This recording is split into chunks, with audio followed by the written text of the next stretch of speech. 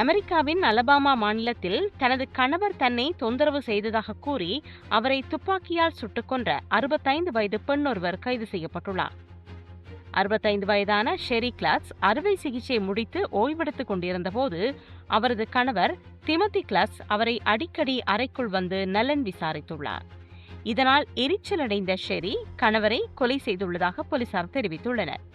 கணவர் மீண்டும் அறைக்குள் வருவார் என்று எதிர்பார்த்து ஷெரி துப்பாக்கியை எடுத்து வைத்துள்ளார். அவர் வராததால் வரவேற்பறைக்கு சென்ற ஷெரி அங்கு அமர்ந்திருந்த கணவரை மார்பில் சுட்டுள்ளார். இதில் அவர் சம்பவ இடத்திலேயே உயிரிழந்தார்.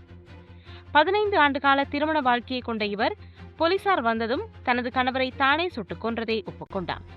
அவர் அடிக்கடி வந்து என்னை தொந்தரவு செய்தது எரிச்சலாக இருந்தது என்பதே அவர் கூறிய காரணம். இந்த தம்பதியினருக்கு இடையே முன்னதாக எவ்வித வன்முறை சம்பவங்களும் பதிவாகவில்லை என்று பிராங்க்லின் கவுண்டி போலீசார் தெரிவித்துள்ளனர். ஷெரியின் மனநிலை குறித்த மேலதிக விசாரணைகள் நடைபெற்று வருகின்றன.